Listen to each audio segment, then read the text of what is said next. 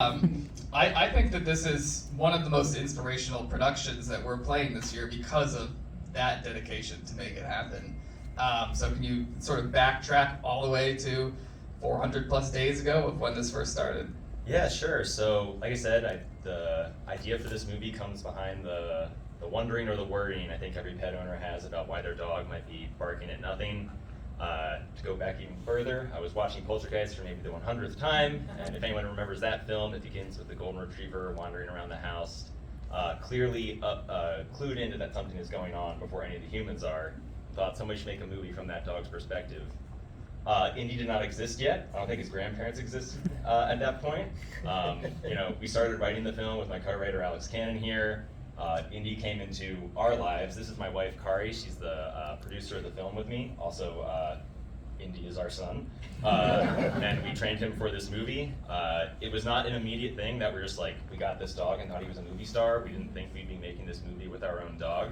But we started making these little tests as we were writing the film to figure out how we would tell the story with a character who couldn't speak, who had the realistic limitations of a dog. And after one of those little short tests, won Indy an acting award that kind of forced our hand, and he had to be the main character. And the rest was just slowly chipping away at it over a course of years. That's amazing. And then Kari, this is another leading question because I know the answer, but do you have a producing background? This is my first feature. I am a scientist. And every time you said that, I mean, ask, define scientist? What is I have a PhD in cancer biology, and I currently work for a research foundation that supports lupus research. Well, that is just amazing. If anyone was wondering, it is significantly easier to teach a doctor to operate camera than it is to teach a camera operator to doctor. And then can you talk about getting everyone else on board? Yeah, no, actually, could everybody introduce themselves? I mean, we're going from talent to writing to, if you're wondering why we have a large sound team here, we can talk about that, but yeah, here, if anyone wants to say hi. My name is Shane. I'm Todd's voice in the film. I'm Alex. I helped Ben write the movie. I'm Sam Bosemiller. I wrote all the music. I'm Bryce Goodhart. I'm a co-producer on the film and also final mix and a lot of the sound design, but not all the sound design. I'm Kelly Osman, and I did the supernatural sound design. I'm Anya Krawczak. I'm the voice of the Doctor.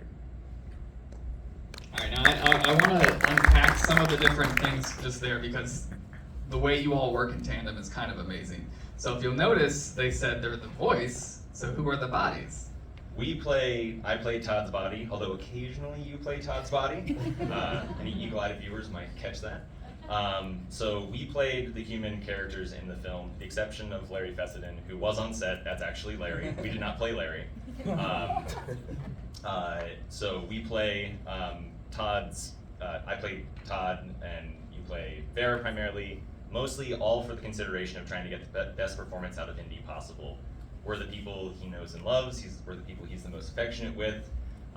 So short of having an actor move in with us for months at a time and that person becoming a part of Indy's life, this was just the most practical way to get the performance the way we did. But also, speaking of other actors, so obviously Shane pulls off an amazing feat, I think convincingly making his performance come out of my body when I'm not really performing. I'm directing Indy while being a puppet in front of the camera. But other actors we couldn't have here, the neighbor is Stuart Rudin, who I doubt anyone here would know his name. But if you know horror fans, know Silence of the Lambs, he plays multiple Migs, Hannibal Lecter's cellmate. And he has a terrifying voice and a very memorable scene. And as soon as that guy auditioned for me, it was like, I'm gonna work with you forever. Wow, that's amazing. Are there any questions out there before I keep going? Here we go, top right. What is the illness that the owner has? What do you think it is? No, I can give a better answer. It's look, it's the human story of the film. I always wanted to. The whole film was from the perspective of the dog. So the human is succumbing to some kind of terminal affliction that has been with him and his family. It's deliberately a little mysterious. One of my influences was The Fall of the House of Usher, which you'd really have to know your silent films is one of the movies that Todd watches at one point in the background. But the idea that this family has this kind of cursed history, that may be supernatural, it may be genetic. From a dog's point of view, would those two things really be that different to experience it through their eyes? So that was always the most important part of it to me. Here we go. So are you originally a dog trainer, or you just learned from doing this production? Were you originally a dog trainer, or did you learn for this production? We learned for this production. We did work with a dog trainer on things in the realm of obedience before we ever knew we'd be making a movie with Indy. And we both grown up with dogs. Some, really take to training. Some are too smart for their own good. Indy, I think, is in the too smart for his own good variety. One of the best things that happened to us is that he learned the camera meant he was supposed to do something.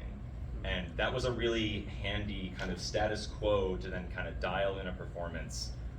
Sometimes we were just saying commands he knew to do something that was recognizable. Other times we said commands that we knew he didn't know. I would just say like neon sign, and he would look confused. And when you edit that with then a point of view shot of a scary corner, it's like, oh, that dog's worried about a scary corner. But really, he's just trying to figure out what neon sign means. I have a follow-up to that. Did that bond you also more with Indy? You two both now bonded? Did that bond Strong, you more yeah. with Indy? I feel like we can't love Indy anymore. So I don't know. It was really, really fun to be doing this the way we did for so long.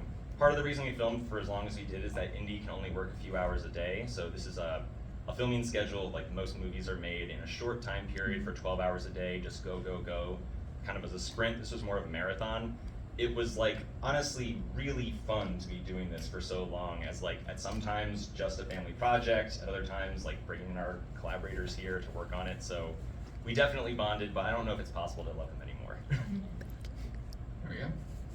For the more intense scenes, how did you make sure that Indy felt safe, or like how much was he there for those scenes? For the more intense scenes, how did you make Indy feel safe? Yeah, so part of it was moving really, really slowly and being willing to adapt to what Indy could and couldn't do. Alex has definitely gotten a lot of phone calls from me being like, hey, remember how scene 40 was gonna start? That's not happening and it never will happen.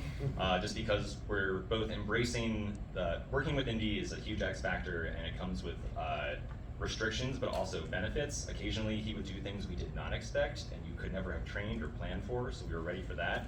For the things that were really intense, he did have a stunt double, which was we called Findy, fake Indy, which was a custom-made, not quite a puppet, stuffed animal that looked a lot like him. So that's who jumped off the roof, if anyone was wondering.